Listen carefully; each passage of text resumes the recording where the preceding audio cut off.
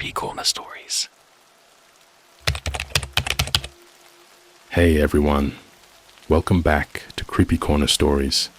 You know, diving into the dark web is always risky, but sharing these stories with you makes it worth it. I'm curious, where are you watching this from right now? Let me know in the comments below. I've noticed that these kinds of stories hit differently depending on where you are. It might even make the experience a little creepier. So, tell me, are you watching from the safety of your home or somewhere less secure? My friend bought a camera from the deep web that will show you your lost photograph before you die. Alright, so I don't even know how to start this without sounding absolutely insane, but I swear on everything, this actually happened. I've never posted on here before, but my friends told me this would be the place to share it. So here we are. I'm not looking for karma. I'm not trying to sell you anything, and honestly, I don't care if you believe me or not. I just want this off my chest before something happens to me too. My name's Ethan. I'm 20. I live just outside of Pittsburgh, Pennsylvania, go to community college, work part-time at a local Starbucks, and I'm about as normal as it gets. Or I was. Up until my best friend Luke got involved with the deep web. Luke's always been into weird internet stuff. You know the type. Late nights scrolling Reddit rabbit holes, watching those creepy iceberg YouTube videos, buying dumb gadgets from sketchy sites just for the thrill. It was all fun and games until it wasn't. This whole thing started back in December, right before winter break. We were hanging out in my basement, playing Call of Duty, just chillin'. Out of nowhere, Luke goes, "Dude, I found something insane on the deep web." I barely even looked up from my controller and was like, "What? Another Red Room link?" But he looked dead serious. "No, man, a camera. Not just any camera. This one. This one shows you the last photo you'll ever take before you die." Now, listen, I know how that sounds. Stupid, right? Like something off a fake TikTok horror account, or one of those "I found a cursed object at 3 a.m. clickbait videos. But Luke was obsessed. He said he saw it on some hidden marketplace, buried in a Tor forum. No reviews, no product name, just a listing that said, "Death lens, see the end, $250, one available, no refunds." He bought it. Of course he bought it. Luke always had a dark sense of humor, and this was just edgy enough for him to love it. He showed me the listing, the weird unmarked box it came in, and the camera itself. It was this old school beat up Polaroid, like something out of the 80s. It had this rusty red tint to the lens, and the plastic felt like it had been left in a fire. No brand name, no serial number, just a cracked little sticker on the bottom that said, "Open your eyes." Again, I thought it was a joke, until he took the first photo. We were at the mall that day, just walking around killing time. Luke pulled the camera out and said, "Alright, let's see what the future holds." He pointed it at himself, clicked it, and out came a Polaroid. Instant, fast, no warm-up, no charging. It just worked. But the picture was messed up. It showed Luke all right, but not in front of the food court like he was standing. It showed him slumped against what looked like a grimy bathroom wall, soaked in something dark. His eyes were rolled back. There was a hand, just a blurry hand, in the corner of the frame, holding a knife. A very real, very clear knife. We both laughed nervously at first, like, "Okay, it's rigged. It's a prank camera." like those face filters that age you or whatever. Except Polaroids don't do that. They can't. They don't edit. There's no app, no screen. It's just point and shoot. Luke's laugh started to fade before mine. I saw it in his face.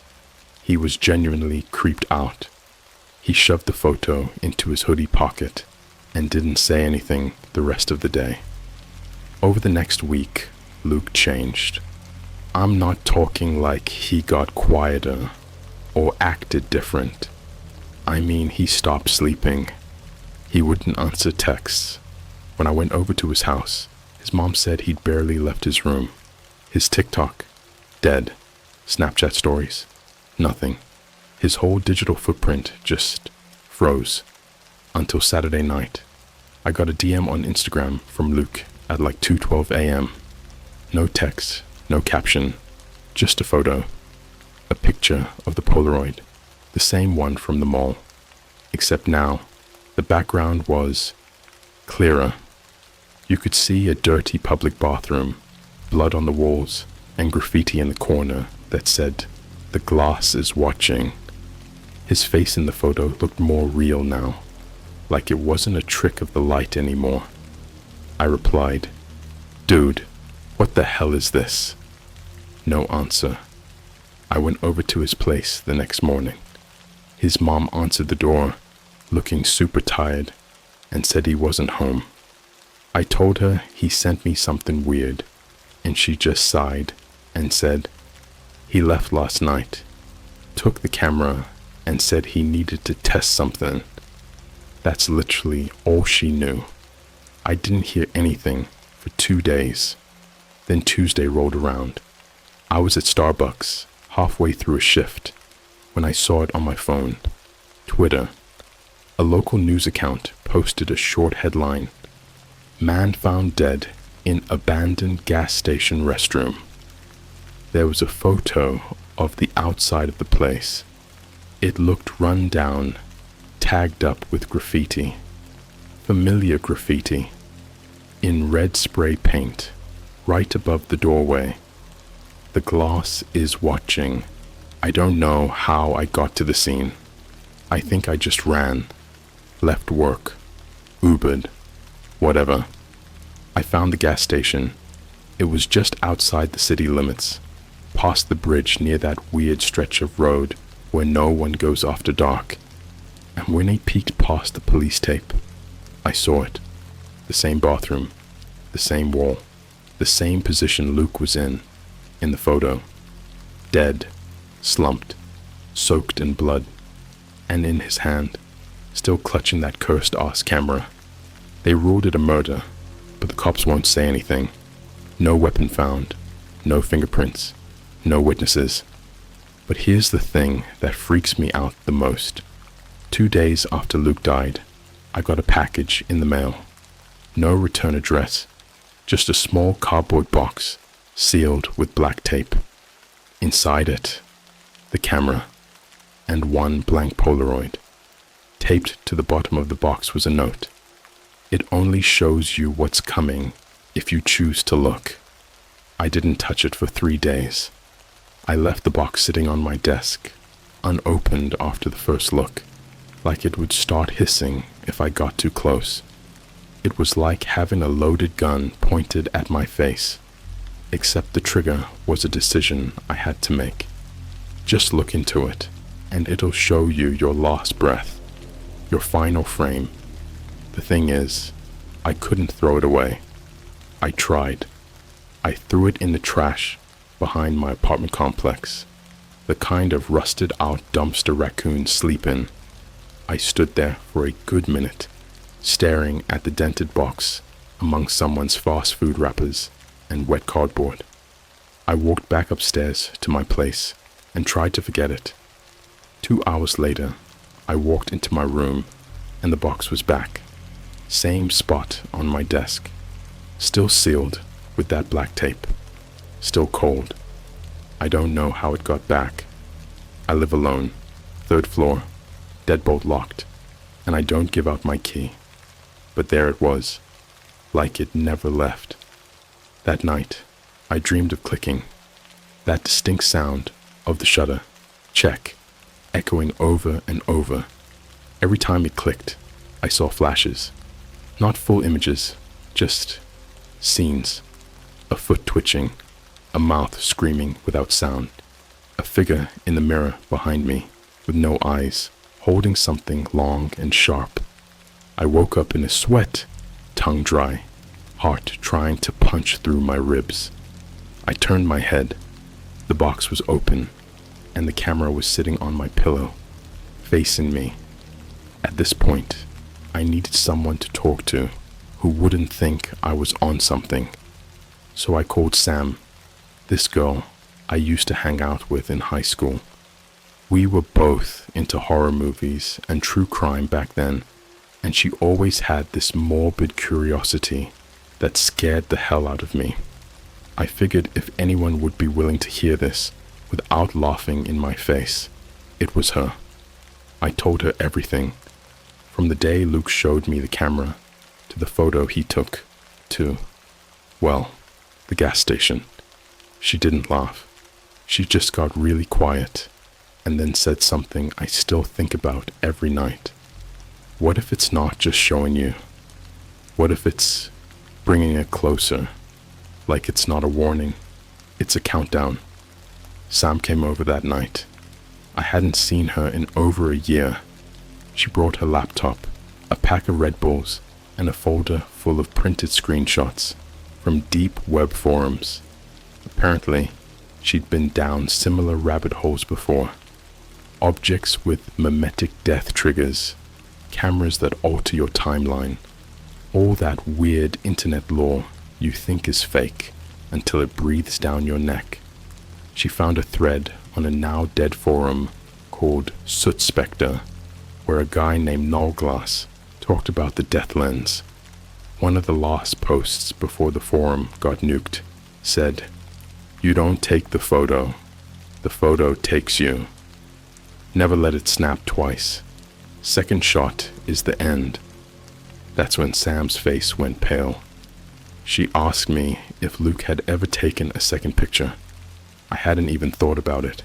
He only showed me one. But what if? We checked his old Instagram. Still up, still public. Last photo posted 5 days before he died. It wasn't a selfie. It wasn't a landscape. It was just a hand. His hand, holding the camera, reflected in a cracked mirror, and in the corner, that same blurry knife. The second picture, he took two. The next day, we decided to test it. I know how that sounds. I know how dumb it is. But there was this pull, like gravity, but meaner. And I was tired of being scared of a thing that could literally fit in a shoebox. So Sam held the camera. We were in my bathroom, lights off, just the glow of her laptop screen behind us. I stood in front of the mirror, and she aimed it at me. My stomach was twisted like barbed wire. I had my eyes closed when I said it. "Take it." Click. I swear to God, I didn't even hear the photo print. I opened my eyes, and Sam was frozen, holding the film like it burned her fingers. Her face was white. She showed it to me. I dropped to my knees. It was me, laying on the tiled floor of a place I didn't recognize. Gray concrete, fluorescent lights overhead. My chest was open, like a cavity. Not slashed, not cut. Opened, like someone had taken their time. Something was missing, something that should have been inside. And worst of all, my mouth was sewn shut. Black thread, messy, like someone did it in the dark. And behind me, in the photo, a silhouette, not even fully human, too long, too thin, standing there, watching. It was wearing my face. That was 4 nights ago. I've been feeling off ever since, like I'm not alone in my own skin. I'll be washing my hands and swear I see someone else's reflection in the mirror behind me. I keep hearing the click in my dreams, and now, even when I'm awake. Sam told me to burn the camera, so we tried. We went to this sketchy back lot near the train tracks, dumped the camera in an old metal barrel, and poured half a can of lighter fluid on it, lit a match, and tossed it in. The flame whooshed up instantly. We stood back, watching it burn. 5 minutes passed. 10. Then the fire went out, and the camera was sitting there, not even melted, not even hot, just waiting. That was the last straw.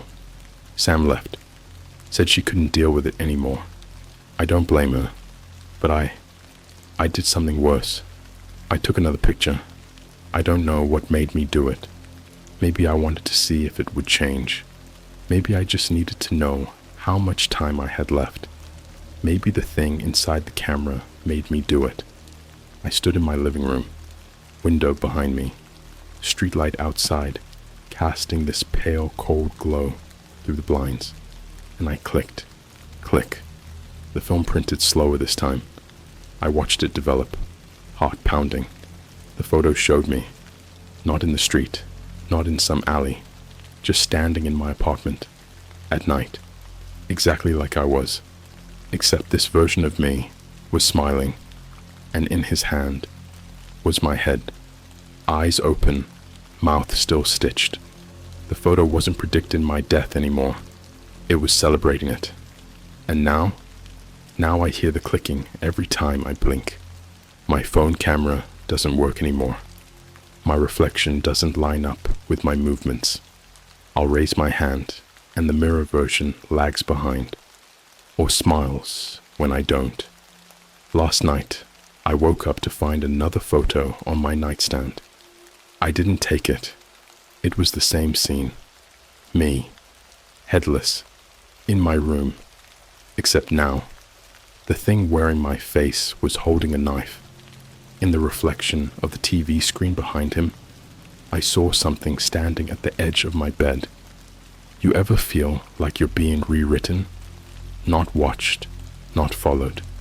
Rewritten, like something invisible is taking your life, your habits, your memories, your face, and twisting them just slightly every day until you forget who you were in the first place. That's what it's like now. Since that second photo, I started seeing cracks in the world around me. At first, they were little things, minor glitches. My phone would ring, and the screen would show a contact that doesn't exist. Door frame, 11:51 p.m. I'd hear my own voice playing back from my bathroom, like an echo with a 5-second delay. Mirrors don't lie, right? Well, mine started to. One night, I watched my reflection breathe after I'd already stopped, and then it smiled. I didn't. The camera sits on my dresser now. I can't touch it. I physically can't. Every time I try to pick it up, my body goes stiff. My fingers lock. My skin itches like the plastic is trying to eat its way into me. So it stays there. And every morning, there's a new photo. I never hear the shutter anymore. I never see the flash. But it's always there, sitting face up beside the lens like it's been watching me sleep. Photo 1. Me sleeping. Something crouched beside the bed, faceless, arms too long. Photo 2. My window open, blinds fluttering, wet footprints on the carpet. Photo 3. A knife on my kitchen counter. A note that says, "You will use this." Photo 4. Me, holding the camera. But my eyes are gouged out, and the smile isn't mine. It's keeping score, like it's watching how much of me is left before it decides I'm done. I tried to get help. I called Sam again. She didn't answer. Not the first time, not the second, not the fifth. Her texts stopped delivering. Her Instagram vanished. And her house? I went there. I don't even remember driving, just appearing there, like something pushed me into that decision. Her car was in the driveway, lights off, curtains drawn. The front door was unlocked. Inside, It was dead silent, like the air had been vacuumed out. No music, no TV, no life. I stepped inside, whispering her name, and immediately noticed something was wrong. The smell. Not rot, not death. Film, burnt plastic and photochemicals. That sour chemical tang that sticks in your nostrils and makes your head buzz. Her living room was covered in Polaroids. Every wall, floor to ceiling, thousands of them, each one slightly different.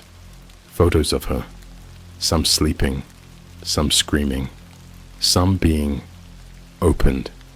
There were pictures of her organs spread across kitchen counters like butchered meat. One Polaroid showed her dragging herself across the carpet with no legs. Another was a close-up of her teeth on the bathroom mirror, like someone had pressed her mouth into the glass until her jaw snapped. And all of them had one thing in common: the man behind the lens. Every photo, every frame, in the corner, in the shadow, in the mirror, there was this thing, not a person, a distortion wearing flesh like a hoodie, long limbs, faceless, eyes stitched shut, holding the camera like a predator plays with its food. It wasn't photographing, it was harvesting futures. I found her in the bedroom. She wasn't dead. She should have been. She was sitting in the corner, wrapped in a blanket, eyes wide open, not blinking, pupils dilated so far they were almost pure black. And in front of her, a camera, not the one Luke bought, not mine, another one, a newer model, DSLR, clean, no scratches, but it was covered in blood, fresh, still dripping. I got close and whispered, "Sam." She turned her head too slow, too controlled, like someone puppeteering her from the inside. She whispered back, "He's coming for the third shot." I ran. I didn't ask questions. I didn't call 911. I just ran. I didn't even take the roads back. I cut through the woods, sprinted across some guy's backyard, vaulted a fence, tripped over a sprinkler head, and split my lip. But I didn't stop until I collapsed inside my apartment. My door was wide open when I got back, not unlocked. Open, lights flickering, a trail of wet footprints leading down the hallway to my bedroom. That same burnt photochemical smell. And on my bed, a new camera. This one looked brand new, wrapped in plastic. But the note on top, "Your face is borrowed. Return it by Sunday." Since then, I've been seeing him everywhere. Not just in reflections anymore. In the corner of TikToks, in YouTube thumbnails that flash for a frame, then vanish. Once, I opened a DM on Discord from someone I didn't know. No name, no profile. And it was a video of me from outside my window, sleeping. At first, I thought it was just a prank, until I noticed the reflection in the window. It wasn't me sleeping. It was me standing outside, grinning, with my mouth sewn shut. I stopped leaving the house. People don't talk to me anymore.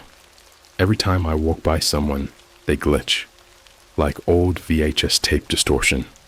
Faces stuttering, repeating words, voices deepening like tape slowed down. One woman at Starbucks dropped her cup when she saw me and whispered, "You're not in your photo yet." What does that mean? What the hell does that mean? Last night, my door unlocked on its own. I was in the bathroom brushing my teeth, and I heard the click of the bolt sliding. I froze, turned off the lights, listened. Footsteps, slow, deliberate, closer, then silence. I waited in the dark for an hour. Then I crept out, holding a pair of scissors like a weapon. No one there. But the photos had changed. All of them. Every photo the camera had taken before was now blank. Just white. Except one. A brand new photo. And this one wasn't paper. It was skin. My skin. Stapled to the wall above my bed, with my face stretched across it like leather. and underneath it, written in what I hope was ink, Frame 3 is final. I don't know what's going to happen when the third shot gets taken, but it's coming. I can hear the camera winding in the middle of the night, even when I lock it in a different room, even when I bury it, even when I throw it in the lake behind my apartment complex. Every morning, it's there again, next to my pillow, waiting, loaded. It's been 4 nights since I stopped sleeping. I can't close my eyes anymore. Every time I do, I see him, the man without a face, standing at the edge of my bed, holding my body like it's a prop, dragging it across memories that never happened. And now, in the real world, I've started forgetting things. My own birthday, my mom's voice, the name of the street I grew up on. I looked in the mirror yesterday and didn't recognize the shape of my own mouth, like I'm being rewritten from the outside in. And that third shot, it's close. I can feel it, breathing behind me like a heat you can't see. Every minute of every hour feels like something is pressing a cold finger into my neck, trying to decide where to make the final cut. Let me explain what happened last night, because it doesn't make sense. It shouldn't be possible. But I swear to you, I lived through it.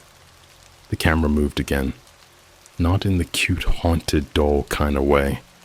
I mean, I locked it in the freezer, inside a shoebox, duct taped it shut, shoved it behind a stack of frozen meat and unopened ramen cups. I even taped a cross to the outside of the door. I'm not religious. I'm not anything anymore. But I was desperate.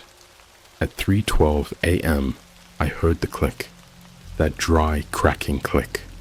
I ran into the kitchen, threw open the freezer, and it was gone. Not just the camera, everything. The shoebox, the duct tape, the food, all of it. The inside of the freezer was empty, like it had reset. A single light bulb swinging gently at the top, buzzing like it had a heartbeat. I turned around, and it was sitting on the kitchen counter, facing me, photo printing. It came out slower than usual, like it wanted me to see the photo develop this time, like it was proud. The picture was of me, but not present me, future me. At least I think so. My skin was yellowed like meat gone sour. My jaw was unhinged. My fingers had been cut off, replaced with glass lenses like little camera eyes, pointing in all directions. My body was contorted into a pose like a puppet. My eyes were looking back at the camera, and behind me, he was standing on the ceiling, upside down, like gravity had given up. It took me an hour to move after that. When I finally did, I grabbed the camera and smashed it. Not metaphorically. I mean, I slammed it into the floor until it cracked open like a skull, wires spilling out, plastic warping under the force.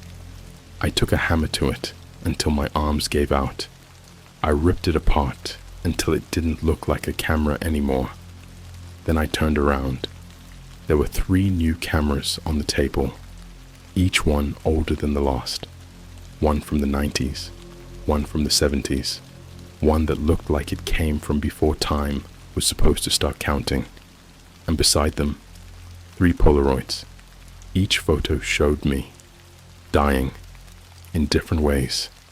One was me hanging upside down from the ceiling of a New York City subway car, skin peeled off and draped like curtains. No passengers, just empty seats and blood pooled like puddles. One was me floating face down in the McDonald's ball pit off Route 18. The balls were soaked red. A child's shoe sat beside me. The last one, I can't even explain. It was just black, except for my mouth, floating in the center, grinning, lips peeled back, teeth missing. The caption written on the bottom in ink. Final frame captured. I started puking. Couldn't stop. Thick, black bile that smelled like old film and ammonia. I blacked out on the floor. When I woke up, everything was gone. Furniture, walls, doors. My apartment was just a box. No windows, no lights. I don't even remember if there was a ceiling. Just a cube of nothing with a table in the center. And on that table, a screen. A digital screen, like a live feed. And on the feed, me, but not me. A version of me walking through Sam's house, picking up a DSLR, smiling, turning to the camera and saying, "It's your turn now." Then the screen went black, and I was back in my apartment. Time was normal again, except my left arm was missing. No pain, no blood, just gone. And my reflection still had both arms. This morning, I woke up with something stitched into my skin. Actual thread, like someone sewed something under my chest overnight. I pulled back the shirt, and there it was. Tight black stitches in a perfect rectangle shape, right above my heart. I grabbed a knife from the kitchen. I cut myself open. I wish I was exaggerating. I wish I could tell you I stopped myself, but I didn't. I needed to know what was inside me. I tore the stitches apart with shaking hands and dug in with the blade.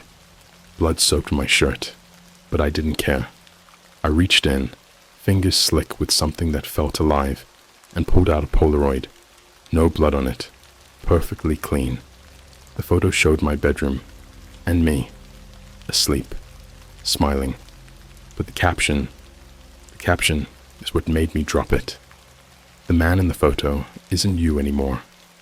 I haven't looked in the mirror since. I don't want to see who I've become. People on the street avoid me now, like they know I'm not real. Kids cry when I walk past. Dogs growl.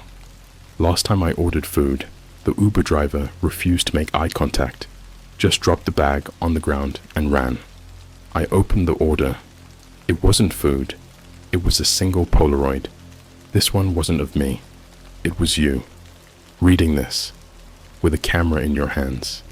And the caption, "You shouldn't have seen this. I don't think time moves for me anymore. The clocks in my apartment spin like roulette wheels. Sometimes I blink, and the sun has dropped below the skyline. Sometimes it stays night, for what feels like days.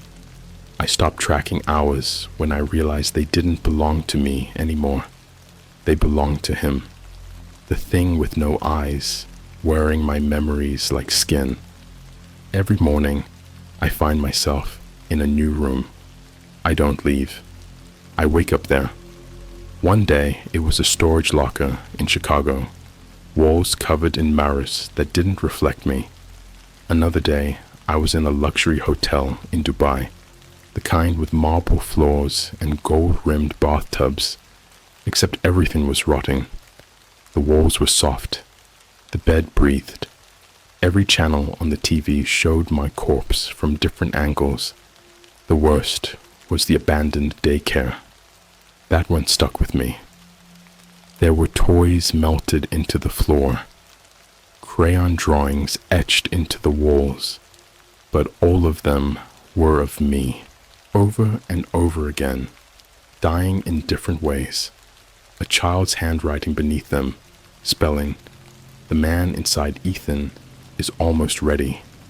There were no children, but I could hear their laughter inside the vents, trapped laughter, recorded, played backward, and in the very center of the room was a chair made of arms, holding a camera. That's when I knew. It wasn't just about death. It was about replacement. These cameras don't just show you how you die. They hollow you out, frame by frame, until you're nothing but a shell, something for the thing behind the lens to wear. It becomes you. It learns your voice, your walk, your heartbeat, until you're the photo, and it's the person. I'm not sure how long I've been in this cycle, how many rooms I've woken up in, but it all led here, tonight, because I saw the third photo. It wasn't left beside me, it was inside me. I felt it move in my throat around 2 a.m., like a heartbeat in reverse, like I swallowed something that shouldn't be alive. I ran to the bathroom, mouth open, choking on it. Something sharp shredded its way up my esophagus. My vision went black. I coughed once, and the photo dropped out onto the sink. No blood, no saliva, just a clean, final Polaroid. My third shot. It showed my apartment, except it wasn't mine anymore. It was clean, fixed, bright, like it had never been touched by this sickness. On the couch was me, or what looked like me, wearing my face, smiling, talking to someone I couldn't see, but reflected in the TV behind him. A figure crawling out of the camera lens, black wires instead of limbs, mouths where its eyes should be, and it was holding the real me by the spine, upside down, still alive, still breathing, being dragged into the camera like film, into a reel. I blacked out again. When I woke up, I was in the photo. I don't know how to explain it better than that. Everything was flat, like the walls were paper. My hands looked drawn.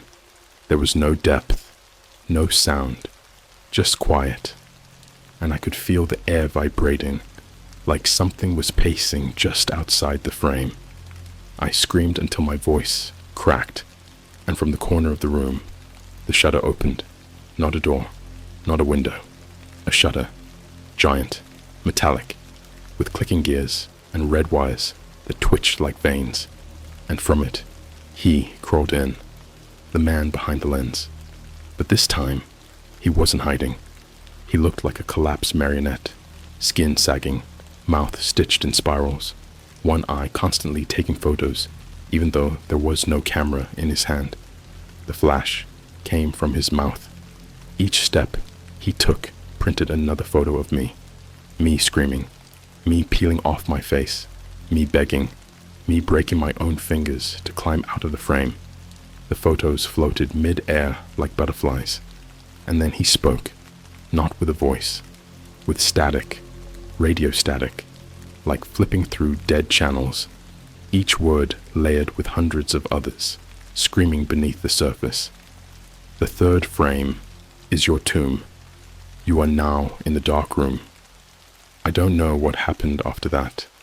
I woke up inside a camera store, one of those old ones you'd see in malls in the early 2000s, except every display case was filled with teeth, rows of them, all different, some gold-capped, some with braces, some rotting, each labeled with a year, 1964, 1971, 1987, 2003. There was a mirror on the far wall, but it didn't show me. It showed everyone who had ever died from the camera. All of them, lined up, faceless, grinning, and in the center, Luke, Sam, hundreds of others. Their eyes weren't gone. They were just turned inward, looking at the photo they could never escape. And behind them, he was there, smiling, taking the fourth shot. I shouldn't be here anymore, but I am. Somehow, I got spit back out, into my room, my real one. Except now, nothing reflects me anymore. Not the mirrors, not the windows, not the water. And my voice? It sounds like someone else is saying my words half a second after me. I found the final photo this morning, pinned to the wall with my own fingernails, each one stabbed clean through a corner, blood dried in symbols I don't recognize. The photo shows me sitting in front of my laptop, writing this, the exact words you're reading now, and in the reflection of the screen, you, holding the camera. I'm not here to scare you anymore. I'm here to warn you. The third shot already happened. The moment you read part 1, the moment you imagined the camera, that was the first flash. The moment you saw yourself in the story, wondering what you would do. That was the second. And this, reading these final lines, this is the third shot, your final frame. Don't look away. He's behind you now, and he only photographs what he already owns.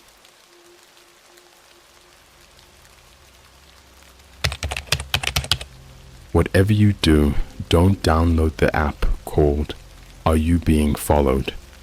It's a dark web game, and there is horrifying reason about it. Yo, I've never posted on Reddit before, but after what just happened to me, I don't even know where else to turn.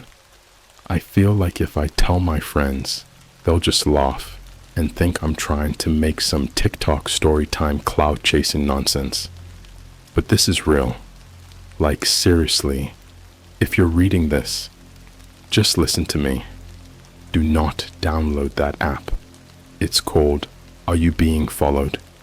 And yeah, I know, that name sounds like the kind of edgy clickbait horror game you'd find on some sketchy subreddit, or some dumb urban legend thread on Twitter, or X, or whatever Elon's calling it now. Anyway, this all started about 3 weeks ago. I'm 20, live in a college town just outside Chicago. I'm not gonna name the school because after what happened, I don't even want any of this tied to my real name. Let's just say I'm your average dude. Classes, part-time job at Starbucks, decent social life. I hang out online a lot. Reddit, Discord, Insta, that kind of thing.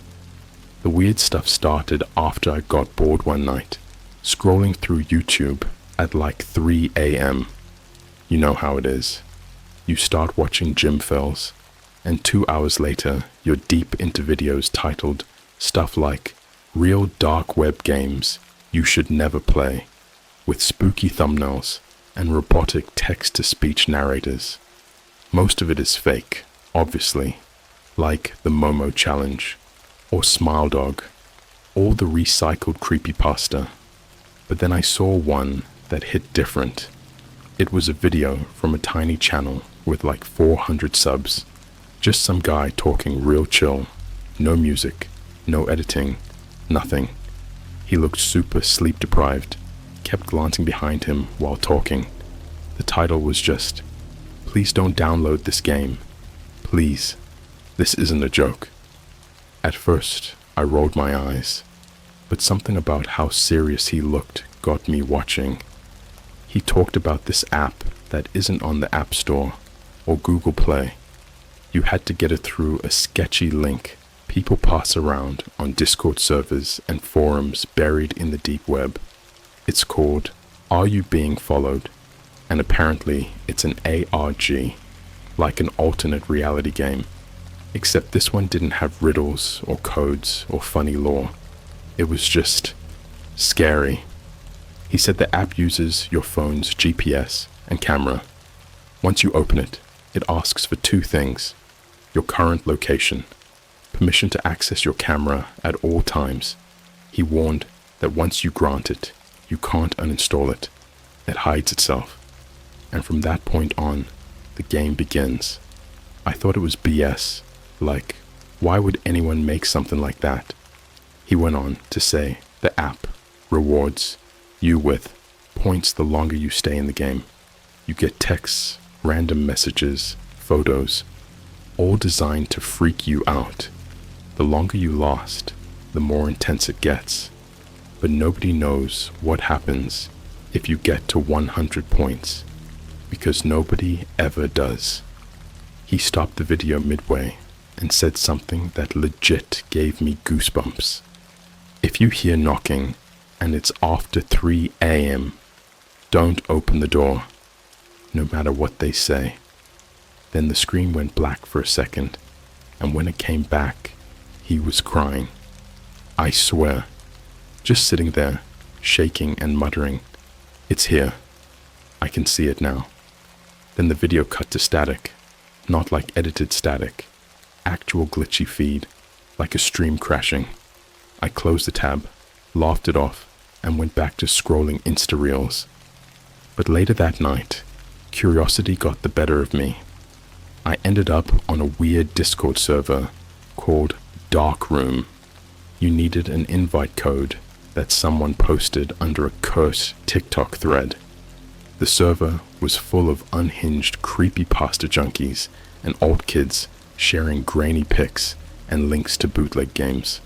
Someone had pinned a file titled, "Are you being followed? .apk, do not install."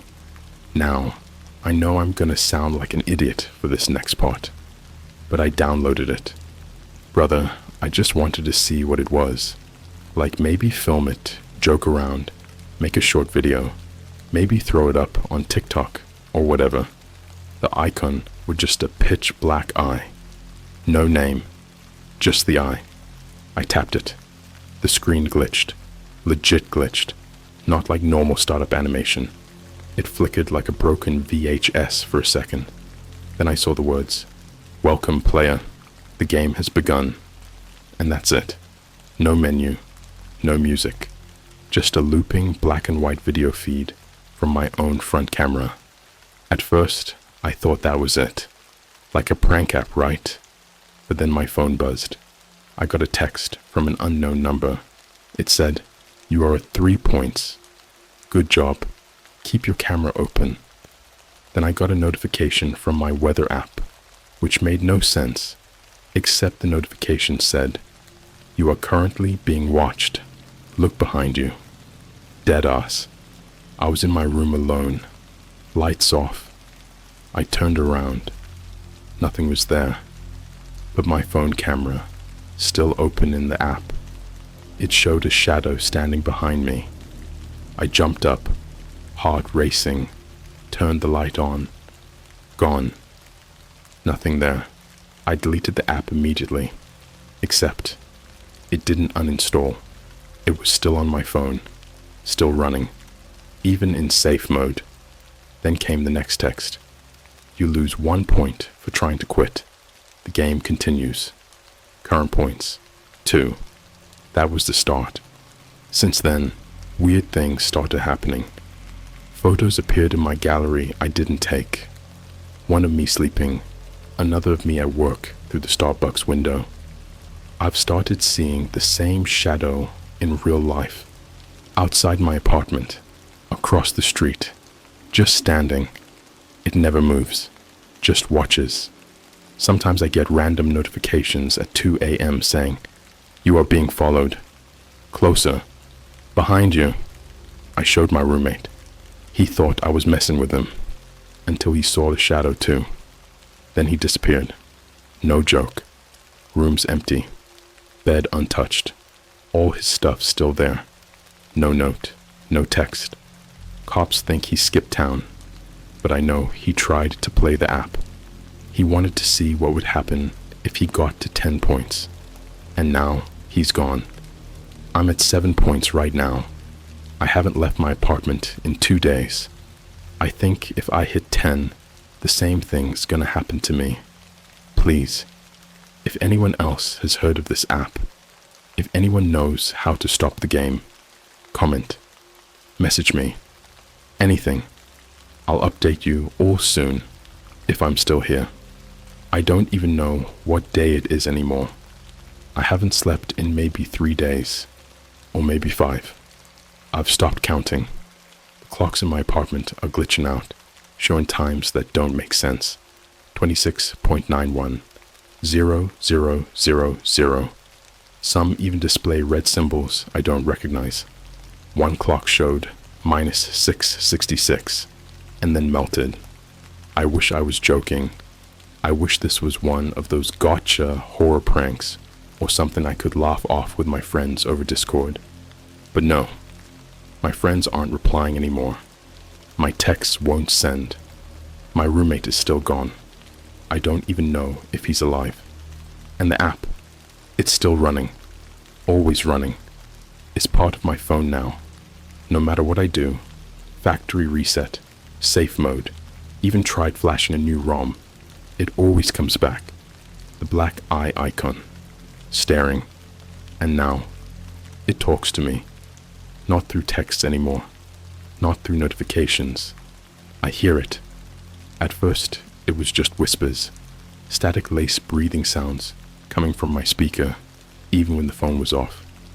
Then it was footsteps, heavy, wet footsteps, echoing in my room when I was alone.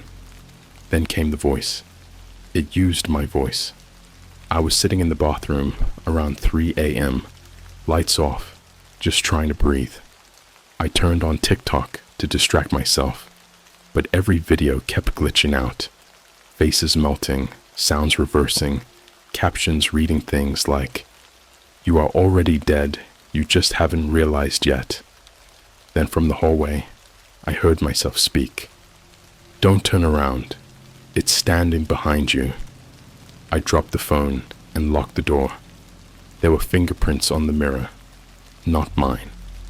They were too long, 7 fingers, skin peeled at the edges like raw meat, as if someone had dragged their hand across a stovetop. Then came the knocking. 3 knocks, precise, calm, like someone politely asking to come in. Then silence. Then 3 more, and then a voice, but not mine this time, not human. "We know you're still playing." The worst part, I didn't stop playing. I couldn't. It's like the app feeds off fear. The more terrified I get, the higher my point count goes. I'm at 19 points now, and every point brings something worse. After point 10, it started sending images, not from my camera anymore, from theirs. Grainy CCTV footage, photos of other players. One guy was in a hotel room in Japan. I recognized the Tokyo Tower through the window. He looked panicked, his face bloated like he'd been underwater. The next photo showed him on the floor, throat open, phone in his hand. Then a new message popped up on my screen.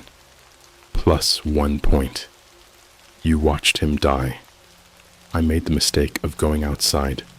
I thought maybe I could get help, go to the cops or something. When I stepped into the street, it was off. There were people around, but none of them looked right. Their faces didn't move. Their eyes were too still, like masks. One woman was standing at a crosswalk, holding a Starbucks drink. She hadn't blinked in 10 minutes. I watched. When I finally got to the police station, I collapsed at the front desk, rambling about the app. I was shaking, crying, begging someone to believe me. The receptionist was a young guy, maybe early 20s. He nodded slowly, typed something into his computer. Then he looked at me and whispered, "You're at 23 points. That's when they start following you in daylight." I froze. I asked him what he meant. His nose started to bleed. Then he looked directly behind me and whispered, "Don't look," and screamed. I turned. There was nothing. But when I turned back, the receptionist was gone. I mean gone. Chair spinning, computer still on, like he vanished in thin air. And standing in his place was me. Not just someone who looked like me. It was me. Same hoodie, same shoes, same scar on my lip. But his eyes were solid black, and his mouth was open, impossibly wide. Then he whispered, "Get back in the game. You're not done." I ran. I don't even remember how I got home. Just remember the streets warping around me, buildings breathing, windows blinking, lampposts bending down like they were watching. I passed a McDonald's on the corner, and all the people inside had their faces turned to the glass, pressed against it, smiling. None of them moved. My phone buzzed again. +1 point. You disobeyed. Current points, 24. When I got home, I saw a new folder on my desktop. I didn't make it. It was titled Followers. Inside were videos, hundreds of them, all of me. Eating, sleeping, showering, walking to class. in Starbucks, one from last year at Lollapalooza, another from my high school graduation. They'd been watching me long before I ever downloaded the app. And then I saw the last video. It was grainy, red tinted, looked like night vision. It showed me asleep in bed and something standing over me. Not the shadow from before. This thing was different. Its arms were too long. It had no face, just a wide vibrating mouth and a bloated body covered in what looked like burned skin. It was twitching, clicking. It leaned in close to my sleeping face and whispered something. I couldn't hear it in the video, but I heard it in real life, right behind me. I turned. There was a hole in my wall, not like damage, an actual tunnel, like something had burrowed through from the inside. It was wet. Something was in there, breathing. Then my phone lit up with a live feed. It was from my back camera, except I hadn't turned it on. The screen showed me, but with dozens of faces standing behind me, all blurred, all grinning. I turned. No one there. When I looked back at my phone, the screen said, plus 2 points. You acknowledged them. Current points, 26. And then the app spoke again, but this time it wasn't from my phone. It came from inside my head. You don't play the game. You are the game now. I've been hearing the rules differently since then. I hear them whispered in the water when I run the sink. I hear them behind the songs on Spotify. I played Billie Eilish, and halfway through the track, it glitched into a robotic voice saying, "He's watching you blink. Stop blinking." I haven't blinked in 9 minutes. I saw a man on the bus yesterday staring at his phone, eyes bloodshot. I looked at his screen. He had the app, the same icon. I mouthed, "Don't," but he smiled and whispered, "I'm at 45 points. Almost there." His phone screen turned red. He stood up, opened the emergency door, and walked into traffic. Didn't even flinch. I watched his body twitch on the asphalt, like a dying animal. His phone was still in his hand. It vibrated once. Plus 5 points. Final stage unlocked. I don't know what happens after 30. I'm too scared to find out. I'm at 29 now. It's been warning me. The final follower is ready. Are you? I saw a reflection of it earlier, in the window of the 7-Eleven near my street. Tall, pale, no face, its chest beating like a heart, visible through its translucent skin.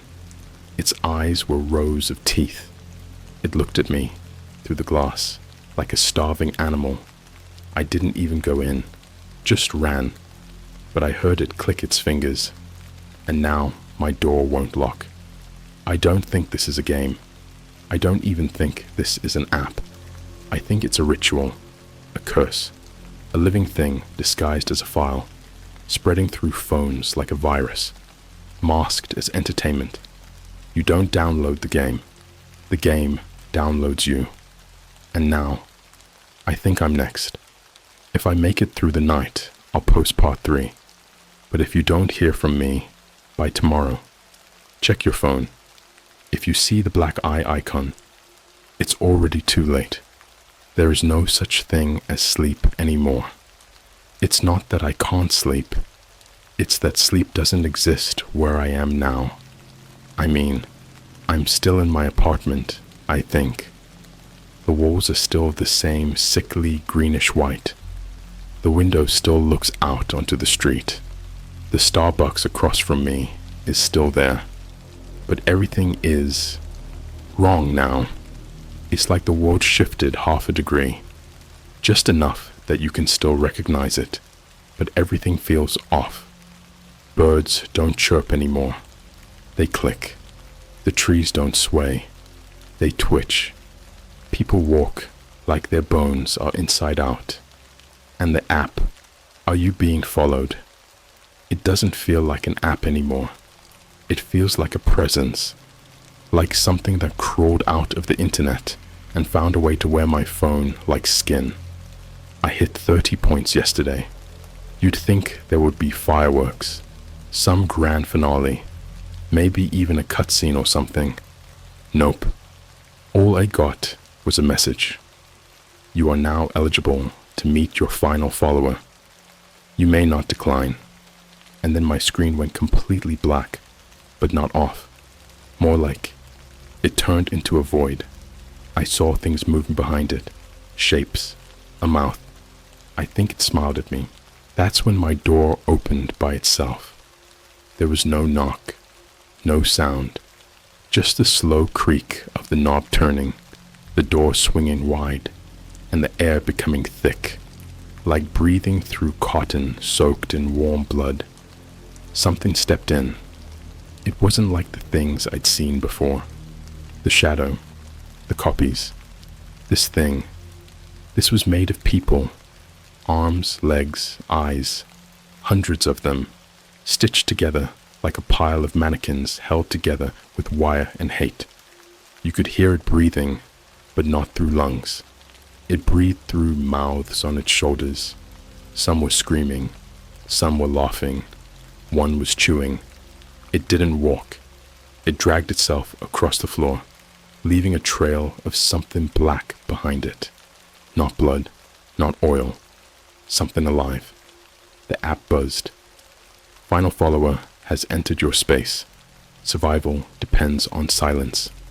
I backed into the corner, holding my breath. My phone was still recording, even though I didn't open the camera. It live streamed to TikTok. I don't know how. I didn't press anything. People were watching. I saw comments popping up. Is this real? Bro, this gotta be AI generated. Yo, this is actually creeping me out. Why is no one helping him? What is that behind him? Wait, I just saw this thing in my room too. Then the live feed cut. My phone melted.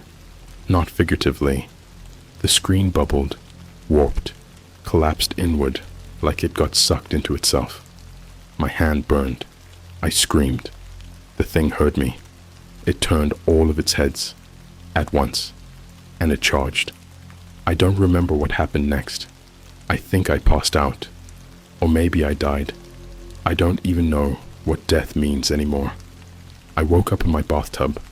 Water filled to the top, but it wasn't water. It was black, thick, like tar or old blood. It was warm, pulsing, and it was full of hair. My hair. I reached up and touched my scalp. Clumps came off in my hands. There was a note taped to the mirror, handwritten in my own handwriting, shaky, desperate. You said yes. We all say yes eventually. I left the bathroom, and my apartment was different again. The layout was wrong. Hallway was longer. Kitchen was gone. Walls were covered in photos, not framed, just pinned and smeared. Hundreds of them. All of me. One photo showed me standing in the middle of Walmart, eyes rolled back. Another was me eating at Chick-fil-A, except I was alone in the restaurant. The employees were all staring at me. One was standing on the table behind me, smiling with a mouth that went up his cheek. In one photo, I was in a coffin, eyes open, still breathing. There was a mirror in the corner of the room, and in it, my reflection wasn't me. It was that thing, the stitched thing, and written across all of them in red marker. You are him now. Then came the noises, not knocks this time, scratches, from inside my walls. I grabbed a kitchen knife and pressed my ear to the drywall. I heard whispering, children's voices, saying a rhyme, singing actually. 31, and you begin. 32, it takes your skin. 33, you lose your name. 34, you play the game. They sang until I bled from my ears. Then silence. I checked my phone. Somehow, it was still working. New message from an unknown contact. No number, no name, just a symbol, the black eye. The message said, We sent you a gift. Open the front door. I didn't want to, but I did. There was a box, cardboard, soaked through like it had been left in the rain, taped with human hair. No label. I opened it. Inside was a phone. Not mine. Not even a model I recognized. The screen was already on, displaying the app. Are you being followed? But the name was written in my blood. Underneath the phone, there was a jawbone. Still wet. Fresh. It had my name carved into it. Not written. Carved. And a photo.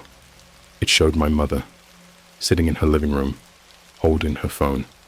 The app was open. The message appeared on the new phone screen. You brought her in when you reach 30. She's in the game now. You always bring someone with you. I called her, straight to voicemail. I FaceTimed. No answer. Then she sent a text. It just said, "Who are you? Why are there so many of you outside?" Then she sent a picture. It was of her front yard.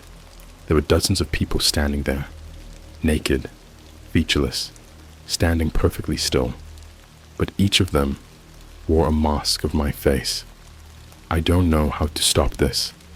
Every day the world falls apart more. I tried leaving my apartment again, but when I opened the hallway door, it was just a forest. In place of my building, dead trees, rotted leaves, and something big moving between the trunks, dragging chains. I saw someone there, a woman, wrapped in plastic, like a corpse. Her eyes were open. She whispered, "I'm at 56 points. I can't feel my name anymore." Then she was yanked into the trees by something I couldn't see. I screamed, and my tongue fell out. Just dropped. Hit the ground like a worm. Kept twitching. New message on the phone. You spoke without permission. -1 point. I'm writing this now with blood. I have no keyboard, no hands.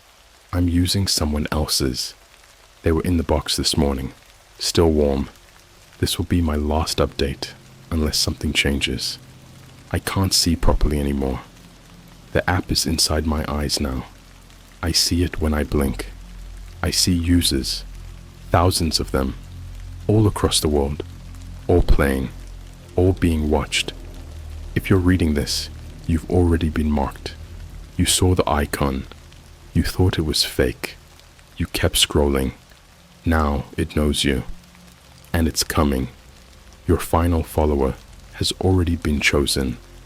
I've been trying to keep track of the days, but the sun stopped rising 2 mornings ago. It still gets brighter outside, but it's not sunlight anymore. It's this gray vibrating haze that hurts your eyes if you look at it too long. It pulses like a living bruise in the sky, and it hums like a phone buzzing endlessly inside your skull. Everything hums now. My fridge, my TV, the neighbor's dog, even my own teeth. I don't eat anymore. I don't sleep. I just sit and I watch, because that's all the app wants now.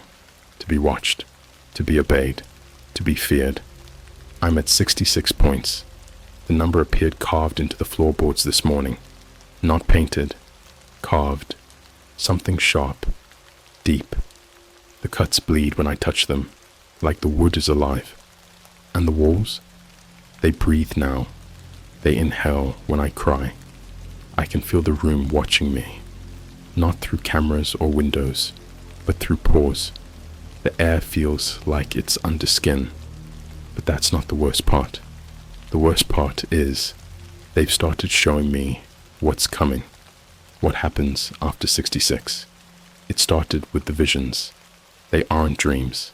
I'm wide awake. I'm always awake. But every few hours, my eyes roll back and my body locks up like rigor mortis is setting in, and I see things. Things I'm not supposed to see. People being taken, not just scared, unmade. I saw a man in a Burger King bathroom stall, clawing at his own face, screaming, "I can't stop seeing the mirrors," before his reflection stepped out of the mirror and ate his shadow. I saw a girl live streaming on Instagram, crying, whispering, "I'm sorry, I shared the link. I didn't know," right before her feed cut to black. But the audio kept going. You could hear bones being unzipped. Then the app glitched and showed me a list, a full user list, thousands of names, screen names, real names, IPS locations, and next to them, a countdown. Every name had a timer. I scrolled until I found mine. It just said, "You aren't a player anymore. You are a doorway." I went outside. I shouldn't have. The hallway in my apartment building no longer ends. It just keeps going. It loops. If you walk too far, the floor starts to rot. Not figuratively. It actually starts to peel like old fruit, revealing a pulsing black surface underneath, like skin without muscle. At the end of the hall, I found apartment 000. No knob, no lock, just a door. Plain wood, except it was breathing. Every time it exhaled, I heard whispers in a dozen voices. "We watched through your eyes. We tasted through your tongue. Now it's your turn to be hollow." The door opened by itself. Inside was me. Not a me, not a doppelganger, not a copy. It was all the versions of me that should have died. One was hanging from the ceiling, phone in hand, smile carved into his face. One was lying in a bathtub full of shattered mirrors. One had no face, just a screen. The app was running on his forehead. It showed your name. Don't ask me how. I'm telling you. It knows who's reading this. They all turned and spoke in one voice. 66 is the split. You don't get to choose who walks through. I ran, but when I got back to my apartment, it wasn't mine anymore. Everything was gone. Furniture, photos, color. It was just an empty, gray room, like the inside of a prison cell made by someone who had never seen a human being before. And in the center of the room was the chair. Old, rotten, moldy leather, straps on the arms, like a DIY electric chair built by a lunatic. And next to it, the camera. It was already recording.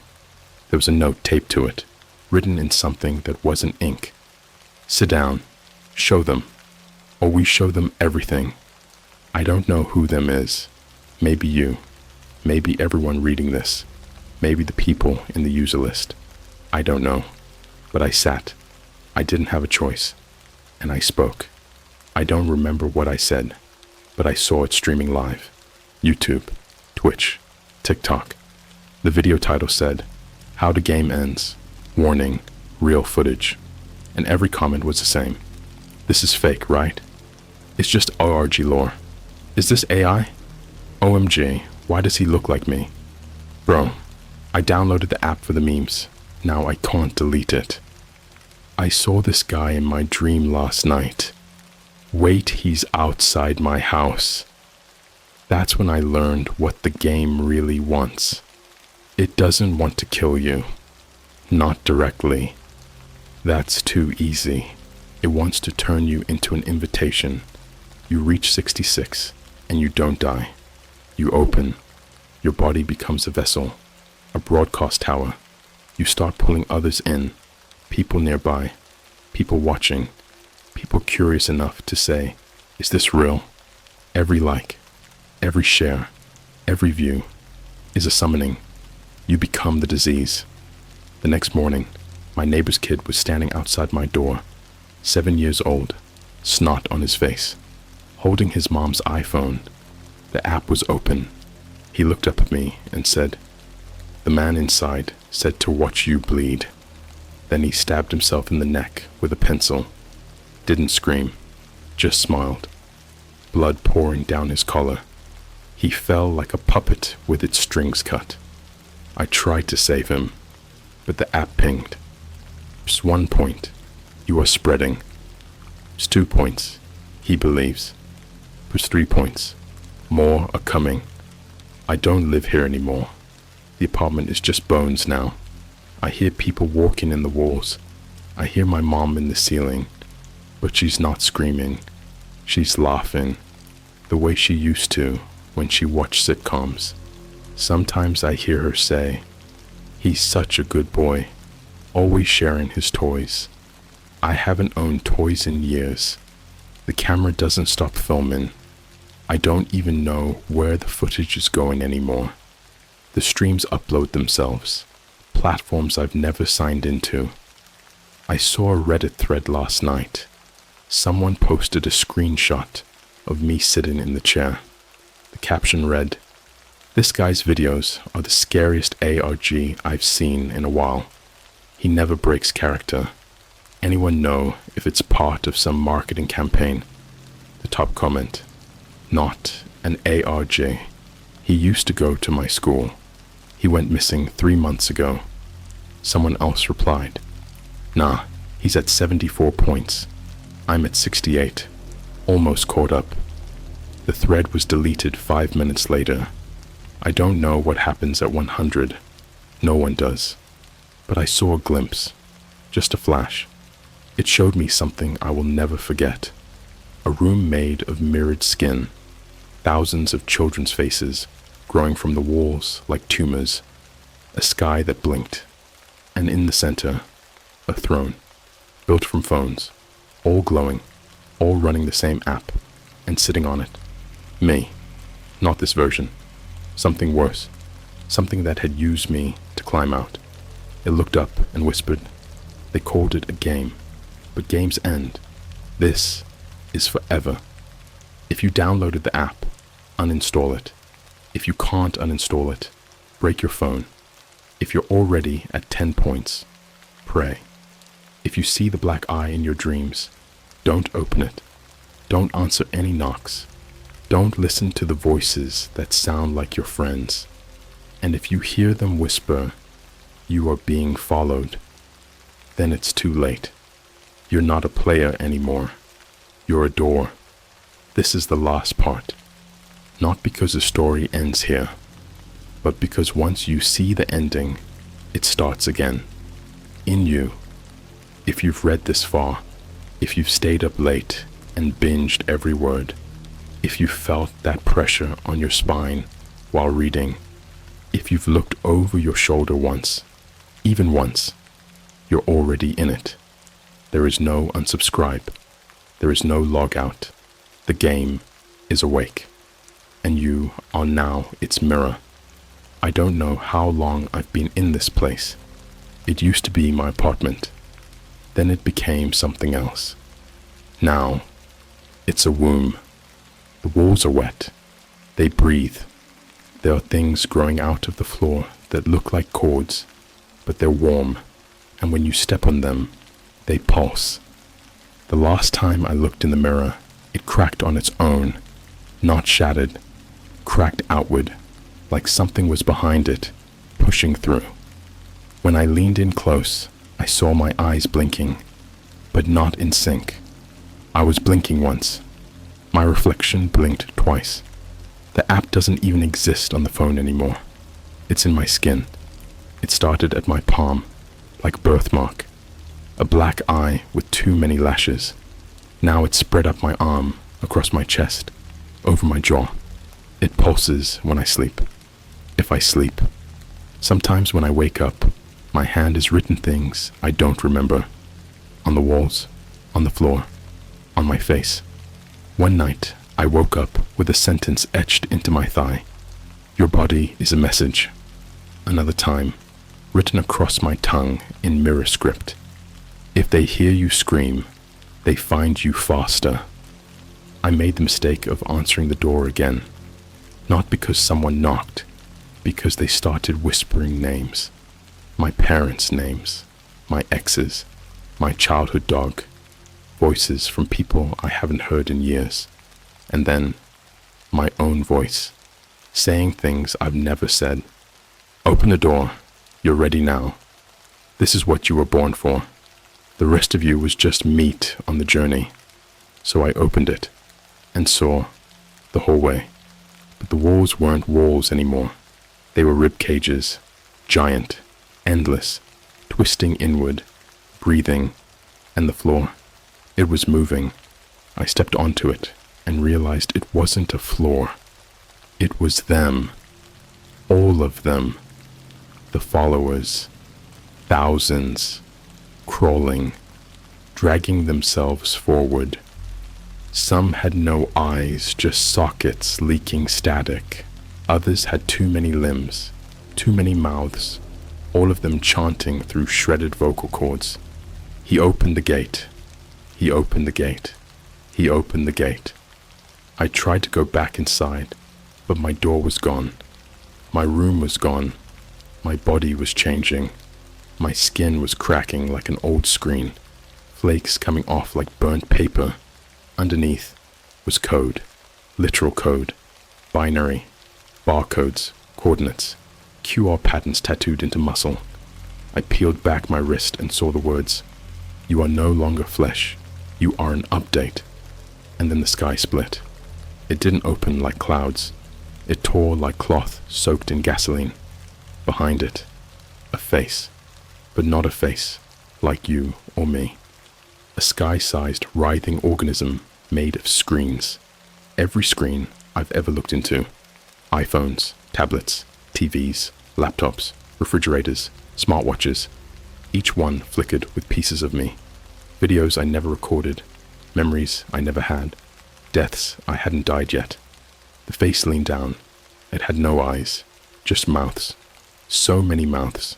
And it spoke through every speaker in the world at once. Your earbuds, your AirPods, your smart home, your Alexa, your baby monitor. The same phrase. "You are the one who opens," I screamed. And the app awarded me +1 point. Final score, 100. Congratulations. You're not the game anymore. You're the god it worships. I blacked out. Or maybe I uploaded. When I woke up, I was somewhere else. I thought it was a basement. Concrete walls. One flickering bulb. But then I looked closer. The walls were made of flesh. Yours. Mine. Everyone's. Fused together like wet clay. Eyes. Teeth. Screaming mouths. All sewn into the structure of the space. And in the center, the chair again. But this time, you were in it. Not someone like you. You. Don't ask me how I saw you. But I did. You were reading. Just like you are now. Breathing faster. Looking around. Starting to feel it. And from behind you, I saw it. The final follower. It's not a shadow. It's not a ghost. It's not a monster. It's everything that ever watched you, waiting to finally be let in. The blinking webcam. The dark phone screen you check at 3 a.m. The front camera you forgot was on. It's in all of them. And it looks like regret made real. And it's right behind you. They told me I had to send this. That if I finished writing it, the signal would jump. From me to you. They said the story had to end where the reader finishes it. That the only way to keep it alive is to keep it moving. So here it is. This is how it ends, or begins, for you. If you've read this far, if you've even scanned the screen, it's already in you. The eye has blinked. Your phone is its home now. It's watching how you react, how fast your heart's beating, how cold your hands are, how often you look over your shoulder. You are no longer a user. You are a signal, a beacon, a doorway. The only question left is, how many will you let in before you're empty too?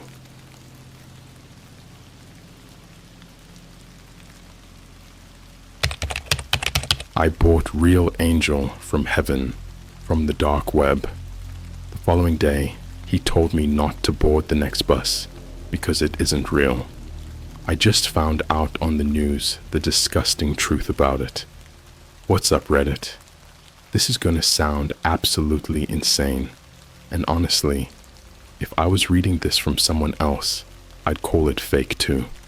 But I swear on everything I love, my mom, my dog, even my PS5, this actually happened. And it's still happening. I don't know how to make it stop.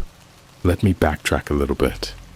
So, I'm a 22-year-old guy living in a one-bedroom apartment in Chicago. Pretty normal life. I'm into weird stuff. Horror stories, analog horror channels, deep Reddit dives at 3 a.m., the usual. You know how there's those iceberg videos on YouTube that go into like creepy lost media and cursed websites? Yeah, I've seen them all. And one night, after binge watching Here's My Story and a few old Nexpo vids, I came across a Discord server invite in the comments of a deleted YouTube video. Like one of those that just says deleted and has 0 likes. Super sketchy. Naturally, I clicked it. The server was called Lightbringers. Not many people in it. Only like 23 members, and most of the channels were locked unless you were verified. They had a bot for verification, but it was different. It didn't just ask you questions or tell you to type !verify or whatever. Instead, it sent me a private message with a link to what looked like a Craigslist knockoff, but way worse and way more cursed. No logo, just black background, gray text, everything written in this weird poetic tone like, "The souls descend upon flesh. Pick your truth." I know, creepy, right? But here's the thing, there was a listing that caught my eye.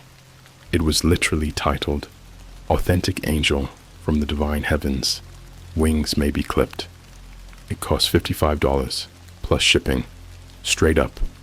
No scam looking stuff, no ads, no redirect links, just a buy button that said, "Bring light to your home." I thought it was a joke, like maybe some weird plush toy or a prank gift, like those mystery boxes you see people unbox on TikTok or Luna talking about in his vids. So I bought it. I used my old Visa gift card that I never used up. Thought it would just be a story to tell my friends in Discord later. Big mistake.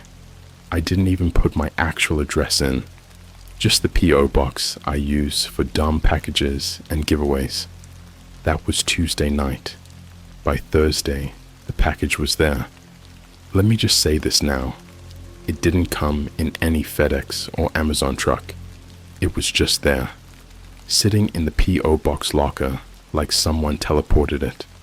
No label, no tracking, just this tiny wooden crate, sealed with melted white wax and stamped with some kind of feathered symbol.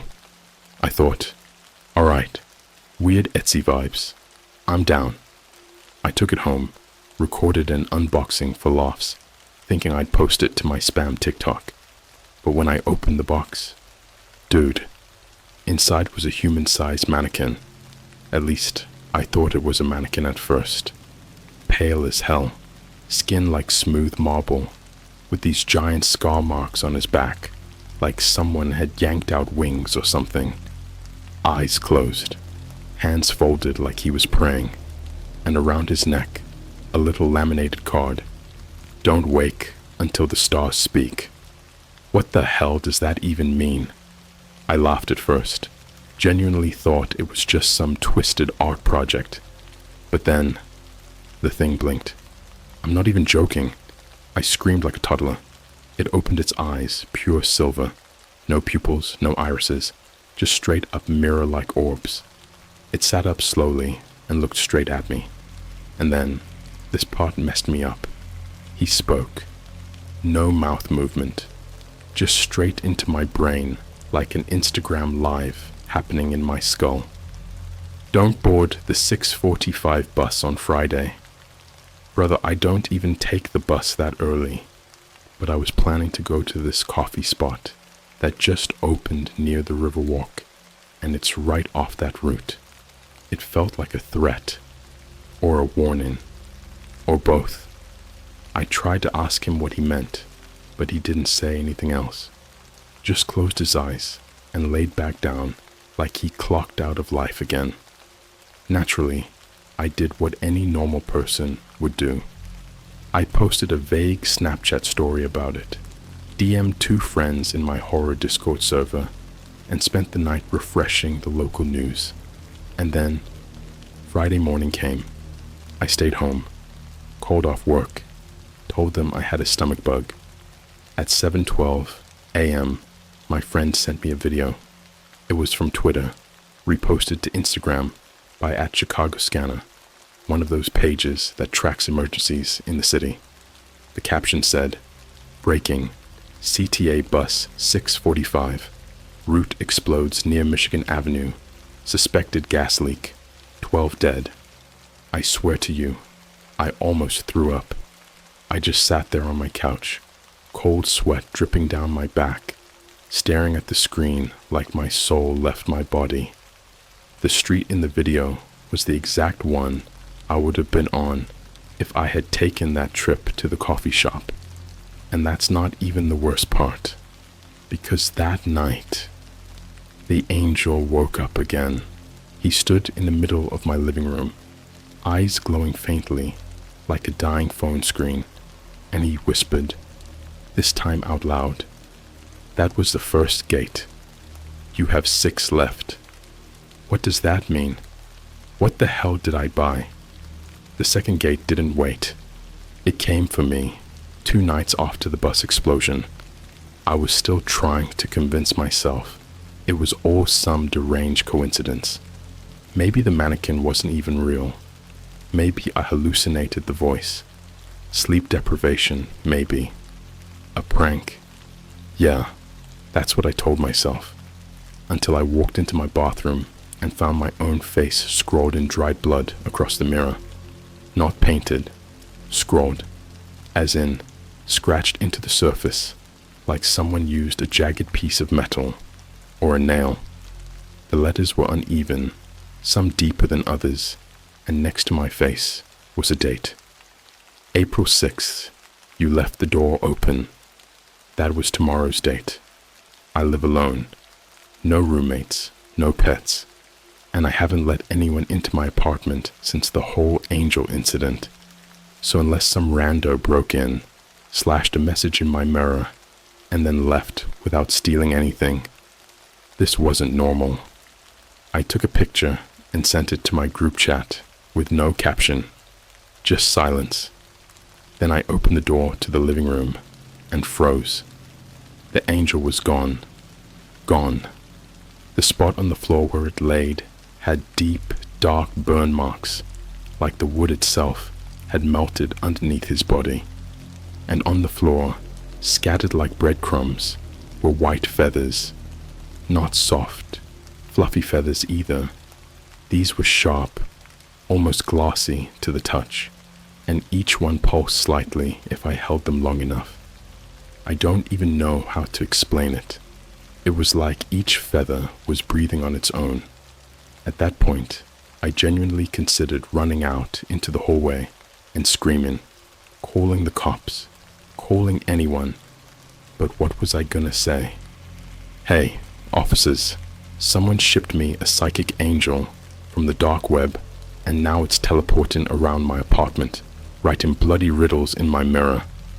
Yeah, that wasn't gonna fly. Instead, I sat on the edge of my bed like a kid being punished and waited. I didn't sleep. I couldn't. I just scrolled endlessly. Reddit, X, formerly Twitter, TikTok, anything that could distract me. But the posts weren't helping anymore. All the horror channels I used to binge like comfort food, now they felt like foreshadowing. And then the lights in my apartment started flickering, like a short circuit, but slower, intentional. Each flicker was a pulse, syncing with the vibrating feathers. I swear to you, for 3 seconds, my apartment was pitch black. I couldn't even see my hand in front of my face. When the lights came back on, the angel was back, but he wasn't asleep this time. He was standing, inches from my face, taller than I remembered, skin no longer smooth like marble. Now it was cracking, flaking, like old paint peeling from drywall. His eyes were no longer silver.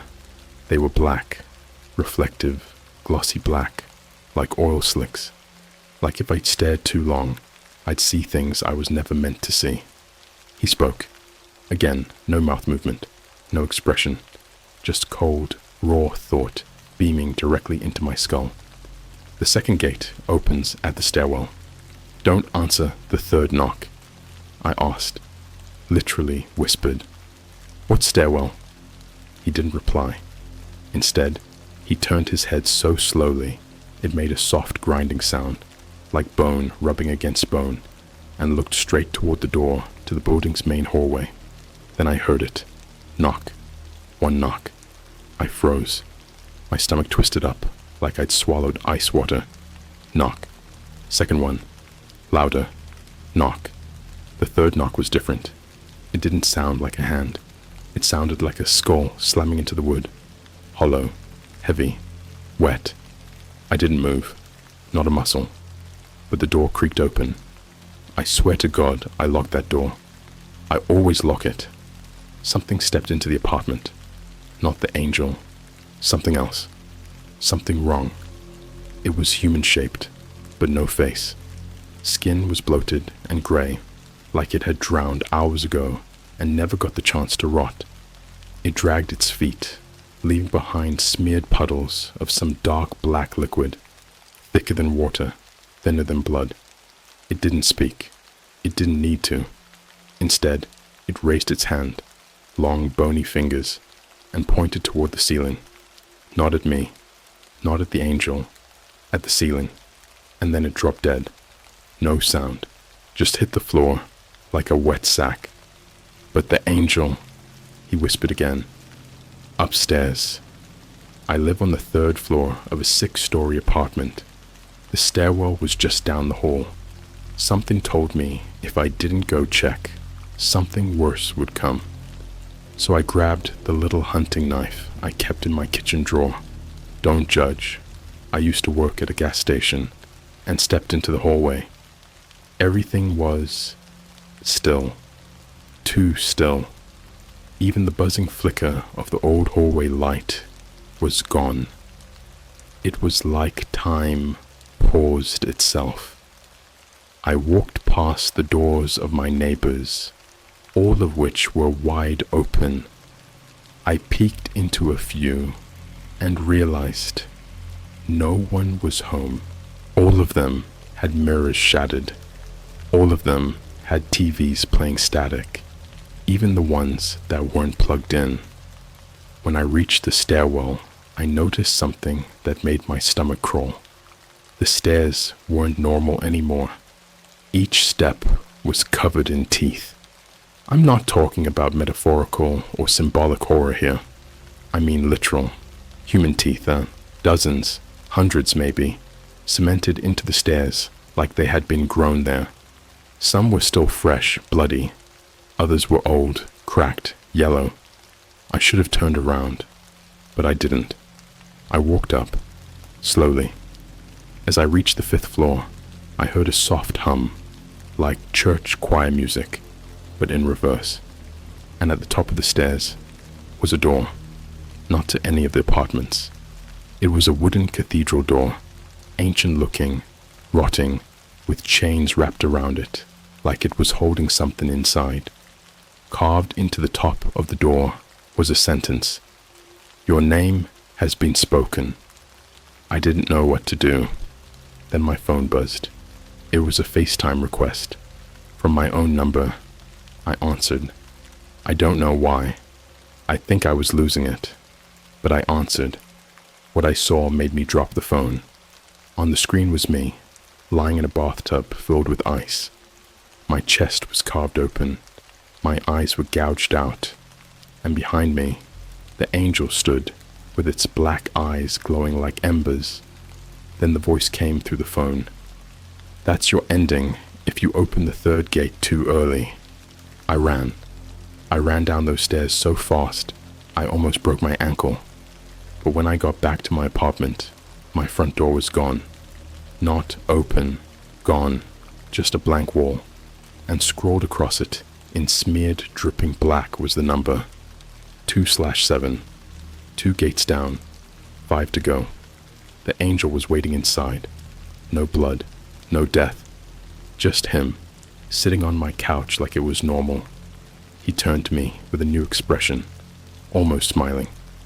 "You've done well." I asked him, "What happens if I make it to gate 7? He replied, dead serious, like it wasn't even up for debate. "Then you will meet the one who clipped my wings." I didn't open the 3rd gate, but that didn't matter anymore, because gate 3 opened itself. Let me start by saying, I haven't slept. Not in the way people mean when they say, "Oh, I barely got 4 hours last night." I mean, I literally haven't slept in what feels like days. And when I do blink long enough to drift, I don't see dreams.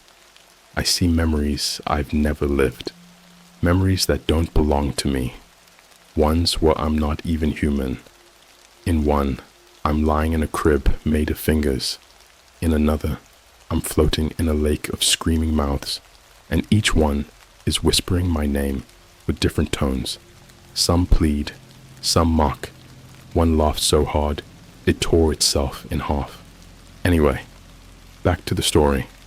After the thing with the stairwell and the FaceTime from my own corpse, I locked myself in my bedroom.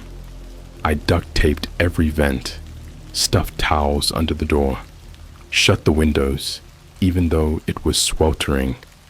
The angel was still sitting in the living room. He hadn't moved, just sat there like a statue rotting in real time, skin slowly peeling like old wallpaper. His bones were visible now, porcelain white with cracks filled with black liquid. I was watching him through the crack in my door when he spoke again, but not to me. This time, he was praying, except it wasn't a prayer. It was code, like binary, but spoken backwards, mixed with some language I've never heard before. I recorded it with my phone, played it back, reversed it in an app, and I swear on my life this is what it said. He is almost here. I made the wrong deal. This body will not last another gate. So now I know something. He's not the angel. Or maybe he was, but now something else is in there, wearing it, using it like a meat disguise. At 3:03 a.m. exactly, all the electronics in my apartment turned on. Every screen lit up. My TV, my microwave, even my old Nintendo Switch that hadn't been charged in months. And on every screen was the same thing, a live stream. It was me, standing outside a Starbucks downtown, wearing clothes I hadn't worn since high school, just standing there, frozen, with my jaw unhinged and my eyeballs missing, like I was posing for something. In the corner of the screen, Gate 3, Witness Protocol engaged. Then it cut to black, and the angel stood up. He moved fast, inhumanly fast, and appeared at my bedroom door before I even had time to scream. He didn't break it down, he just touched it, and it dissolved into a pile of dust. He stared at me with those dead, crackling eyes and whispered, "You must show them what you are." Gate 3 is not for watching, it is for confessing. I don't remember much after that, but my phone says I live streamed on Instagram for 14 minutes and 12 seconds. Problem is, I don't remember pressing anything. I didn't write a caption. I didn't open the app. Yet, when I checked my profile, which had suddenly gained over 10,000 followers, the last post was a black and white video of me cutting something out of my leg with scissors. Not blood, not bone, but a key. A long rusted, wet key. And in the background of the stream, over and over, I heard my own voice, chanting something I couldn't make out. My voice, but distorted, glitched, like a corrupted audio file dragged through a meat grinder. I started getting DMS, thousands, random users saying stuff like, "Why is your shadow smiling? I saw your eyes in my kitchen mirror. You blinked and I lost time. My mom's been gone for 2 days. The thing behind you isn't part of your wall." I locked my phone in a drawer after that, but it kept vibrating. Even with the battery removed, it kept vibrating. Buzz, buzz, buzz. I threw it out the window. It came back the next morning, neatly placed on my pillow, turned off, but warm. That day, I started hearing knocking from inside my closet. I live in a 1-bedroom apartment. I know what's in my closet. It's just coats and boxes and a laundry hamper. But the knocking kept coming, not random this time. It knocked once for each letter of my full name. Then silence. Then a low voice. Not the angels, not mine, not anyone I know. Hissed. "You confessed. Now I'll do the carving." I didn't open the closet. I set it on fire, poured lighter fluid, lit a match, and let it burn. But the flames didn't spread. They only consumed the inside of the closet. And when the smoke cleared, the walls inside had been scraped clean. Carved into them, from floor to ceiling, were photographs of me, sleeping, showering, crying, bleeding, and in every single one, right behind me, barely visible in the shadows, was a shadowy figure with no face, no skin, just a stitched up X where a mouth should be, and hands, so many hands. And then came the dream. Not sleep, not really, more like a broadcast. I woke up standing in a field of teeth. They moved when I walked, chewed beneath me, and above, in the sky, were 7 moons, each one cracked, bleeding from the craters. The air smelled like rotten flowers and copper. And there, nailed to a tree made of nerves, was the angel. He was alive, screaming. Not words, just raw agony, like something was eating him from the inside. I asked him what this was. He said, "Gate 3 is the memory of what you truly are, buried in flesh, forgotten under kindness. You are not a man, you are the child of the hollowed one." I tried to wake up. I stabbed myself in the leg, bit my tongue, screamed. Didn't work. I only woke up when he let me. Back in my apartment, door sealed again, angel gone, but the number on my ceiling had changed. Now it said 3/7, and scrawled beneath it, in something that looked like ink, but smelled like a burnt corpse, were the words, "Now the skin remembers. Gate 4 will taste what's underneath." I didn't sleep again. Not because I didn't try, God knows I tried, but because my walls wouldn't stop breathing. At 2:13 a.m., I sat in the middle of my kitchen floor in absolute silence. No lights, no phone, just me, watching the drywall slowly inhale and exhale like it had lungs hidden behind the plaster. Every breath made this faint wheezing sound, like something ancient trying to stay alive inside my apartment. And the worst part, with each breath, the walls shifted, new cracks, new symbols. I started to recognize patterns, not artistic, not random.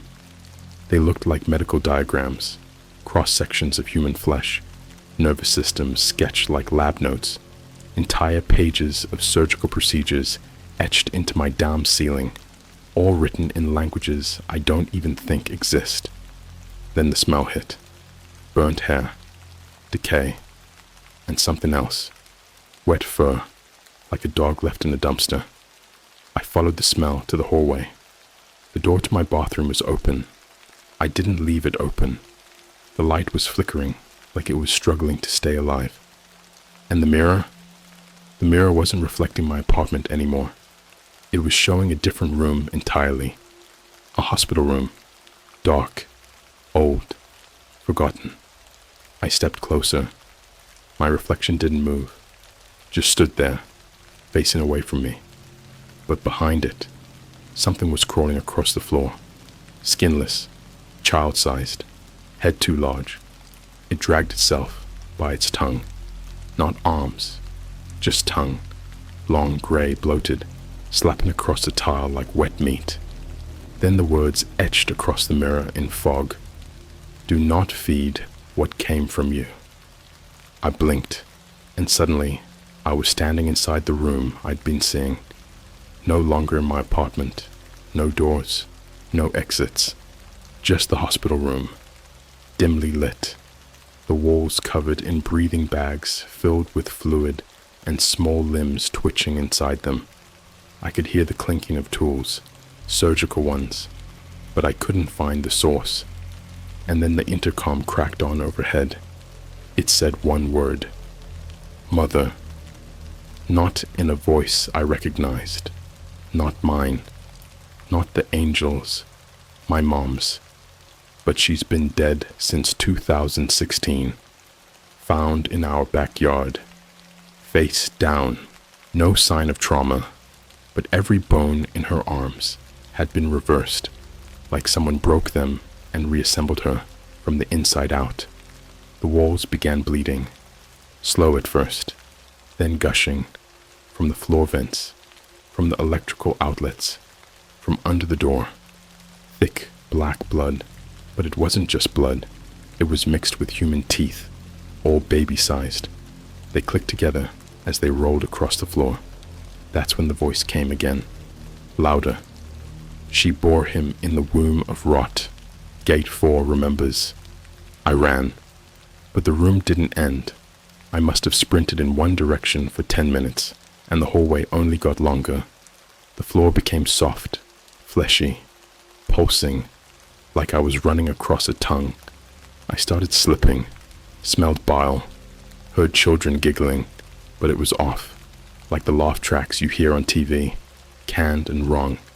And then I saw it, a crib in the middle of the hallway, covered in barbed wire. Inside was a thing, not human, not animal. Its face was a mirror, and when I looked into it, I saw something I wasn't supposed to see. Not my reflection, not the hallway. I saw the inside of my own stomach, and something was knocking from inside me. I could feel it in real life too, back in my body, like something under my ribcage was trying to push through. Then the angel appeared, again, out of nowhere, but he looked dead, fully, body twisted, wings snapped at the base, eyes leaking thick white liquid. He dragged himself toward the crib and whispered, "You left it alive. You always leave it alive." I screamed. I don't even know what I said, just rage and confusion and terror. But the thing in the crib began to hum, a slow, horrible tune, something like a lullaby with notes missing. Each time it hummed, I could feel my spine contract, like it wanted to rip itself out. The angel leaned into the crib and whispered something I couldn't hear.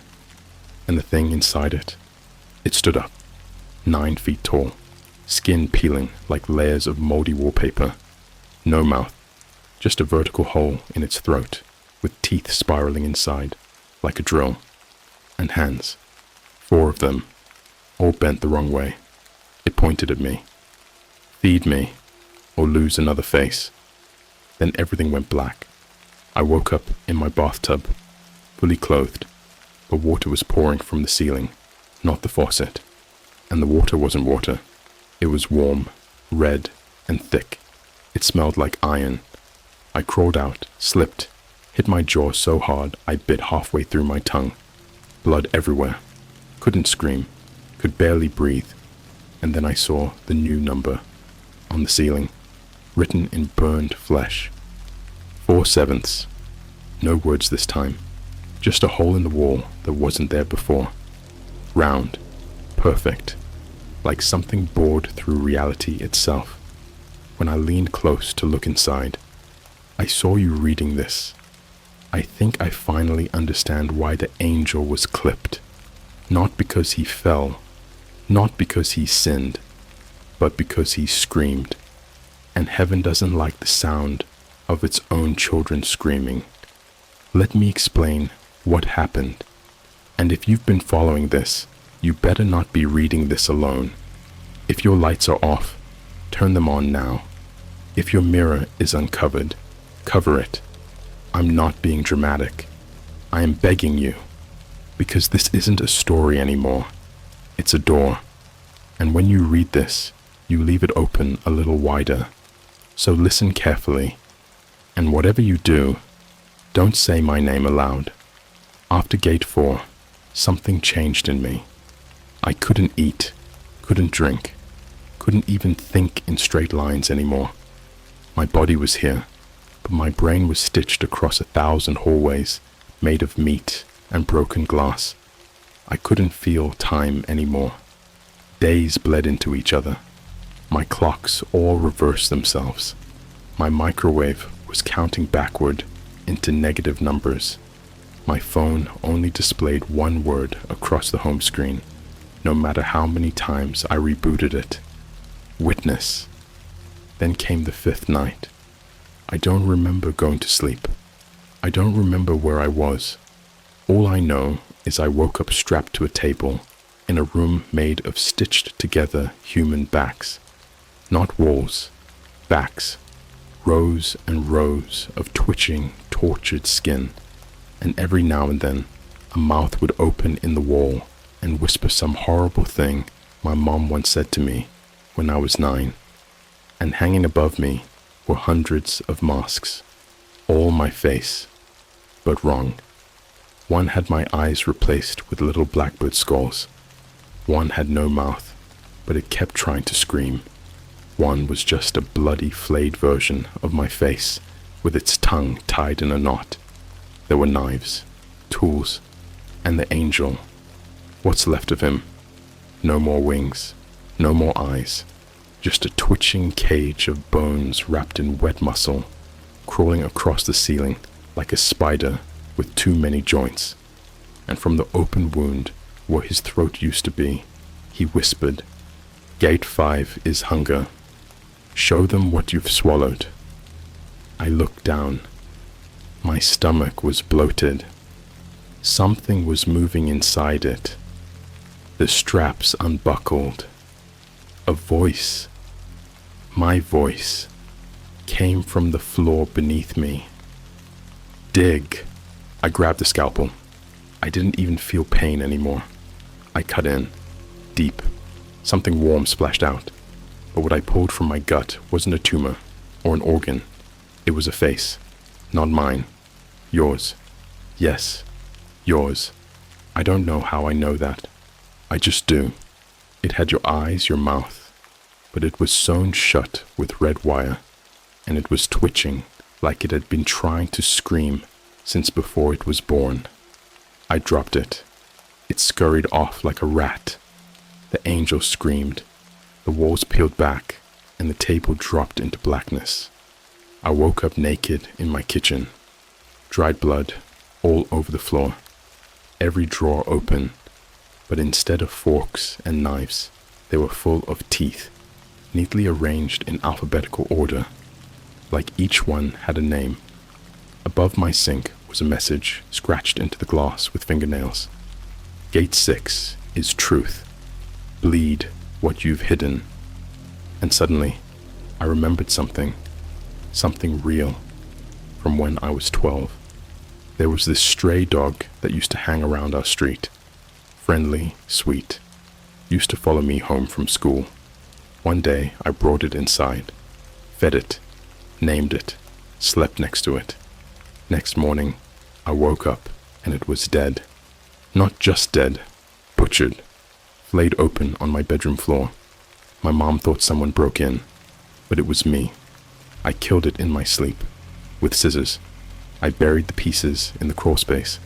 I had forgotten. I made myself forget, but Gate 6 dug it out. Not as a memory, as a creature. It dragged itself out of my closet that night. The same dog. Eyes stitched, skin missing, spine arched like a spider, and it whispered in a voice that sounded like 1,000 children underwater. You're almost complete. Just one more gate, Father. And then I understood. I wasn't the one going through the gates. I was the one making them. All of this, every gate, every horror, every twisted thing, I built them. Every childhood sin, every forgotten cruelty, every moment of sick joy I took in watching something helpless die. It fed the gates. And the angel, he wasn't guiding me through them. He was warning me what I'd become. Gate 7 didn't open with a noise. It opened with a silence so loud it hurt. My ears bled, my bones cracked, my windows shattered inward. Every screen in my apartment flickered on at once, and instead of showing me something else, this time, it was just me, standing in the middle of my apartment, wearing someone else's skin. It blinked, and I blinked. It smiled, and I didn't. It spoke with my voice, but deeper, hungrier. You are ready. Now name your creation. The angel dropped from the ceiling behind me, skinless, crawling, begging. Don't speak it. You can still choose silence. You can still leave. But I couldn't, because I knew the name, the thing in the mirror, the creature made from everything I'd ever done, everything I'd ever buried, every lie, every tiny cruelty, every look away when someone was suffering. That was me. Not a reflection, a blueprint, a future.